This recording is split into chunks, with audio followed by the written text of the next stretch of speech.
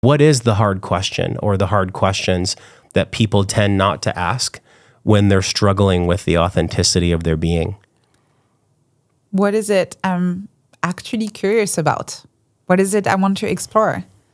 And unfortunately, I see a lot of people in my community that I work with where people tend to think, based on my work, that the audience is quite young. And I do have young people in my audience, but I actually have a lot of people who are retired. And a lot of them tell me, oh, I'm kind of annoyed that I waited until I retired to feel like I could ask these questions. I felt like I had first to, have a good job, save money, take care of my kids, make sure that they were all taken care of, put them through college. And now that I'm retired, I'm finally asking myself, what is it I'm curious about? And they start exploring a new hobby, a new, a topic or a skill. Or I see people who are actually, we talked about the AI wave, learning AI and learning how to code in their 70s. And I think that's amazing. Yeah. And so to me, that's the hardest question. If, again, nobody was watching, if the traditional definition of success was out of the equation, if it was just you and you could wake up in the morning and spend your time in any way you like, read any book that you want, doesn't have to do anything with your current career, listen to any podcast, walk anywhere, just spend your day in any way you like, following your curiosity. What would your day look like, really? And obviously, for practical reasons, you might not be able to have this entire day straight away looking like that. But is there something you can start injecting in your daily life from that day, from that curiosity?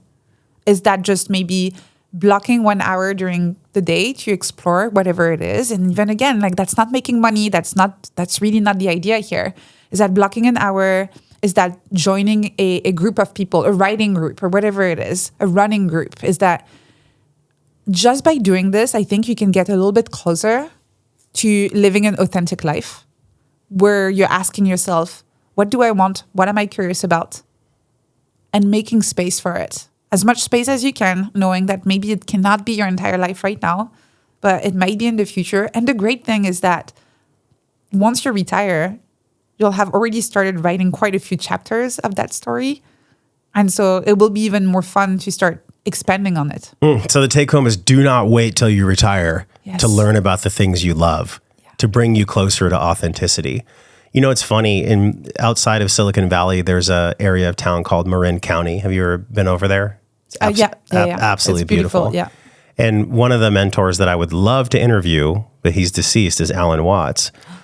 I'm reading his one of his books right now. Which one? The Waterway Tao, the Waterway Course. Oh, beautiful. It's the last book he ever wrote, and he didn't even finish it. He died in the middle of writing it. Listen, another beautiful one is The Wisdom of Insecurity. There's so much gold nugget. Wow. It's a lot of the concepts that he's bringing forth from a spiritual perspective, I think you're cracking the code on from a neurological and a humanity perspective. Anyways, one of the famous things he ever said was, students would come to me and they would ask me, what should I do? What's my purpose? And he would say, well, what makes you itch? What makes you itch? What is it that you can't not do? What is the thing that if money was no option that you would do anyways? And his student would say, oh, I love horses. And he would say, well, do you want to open a riding school? And they would respond and say, well, I can't do that. It won't make enough money. And he's like, listen, all you have to do is devote your heart and soul into something that you love so much. And over time, right, that liminal space, over time, you will become so proficient and you'll become so talented and so good and so passionate and so known for the thing that you love that people will not be able to give you money. They'll have to give you money for it because they'll feel the energy of your authenticity because you sat with that liminal space for as long as you needed to because you're doing the thing that makes you itch. And I just love that so much because what is it? We all have a thing that makes us itch, but we tell ourselves a story that we can't do it because of ABC, the unconscious scripts that you write about in your book. Yeah. I really love this so much, and I wonder how you feel with all the things. We're really a gift with affluence, aren't we? We have so much time to explore and even talk about spiritual concepts. There are times where I'm like, I can't believe I make money doing what I'm doing. But I sat for years, and probably 7 years, before I made really any good money doing what I'm doing now. It took me 7 years of being in kind of a really fucked up liminal space for quite a while.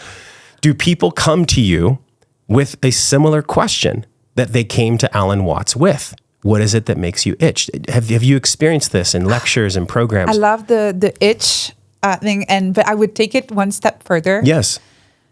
Which is, in the way you just described it, it also assumes that you actually know that scratching that itch is the right thing for you. Mm-hmm. And it's not always the case. But the problem is that you assume that, because you love horses, you might want to do this thing. But then you feel like, but I can't do it. And so you spend your life thinking that there might be a better life for you, but that you can't really allow yourself to explore it. Another thing that might happen is that you actually do it. And you realize, actually, I love horses, but not. I hate the admin. but exactly, yeah. I don't want to run this business. Yeah. This sucks. But then it's great. And that's what I mean by embracing the liminal spaces and learning more about yourself and your work and the world, is that if you scratch the itch, I didn't know this expression, but I think it's so perfect. You might also realize that that's not the right itch. Like, it is maybe another one. Yeah. And instead of spending your entire life wondering what life could look like if you allowed yourself to explore this thing, you can just go give it a try and then figure out that it's not for you.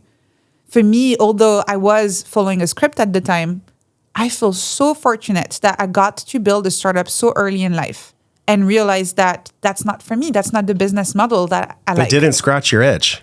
I didn't. And it was really like beyond the fact that the startup failed for intrinsic reasons to the startup model itself and being the CEO of a startup with VC money was not aligned with the kind of life that I wanted to have. And so to me, it's so lucky that I got to try it and fail so early in life. And that's another gift of liminal spaces. It's the gift of failure.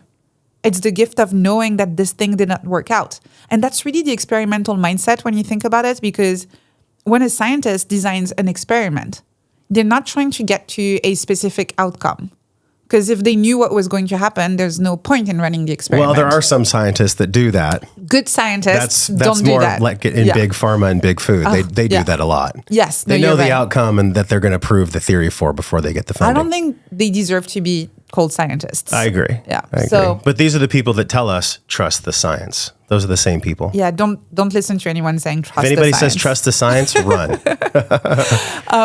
But an actual scientist would start from a hypothesis, a research question. The reason why they're conducting the experiment is because they genuinely don't know, right? And there's also the null hypothesis. So actually, they sometimes start from a place of, I'm probably wrong.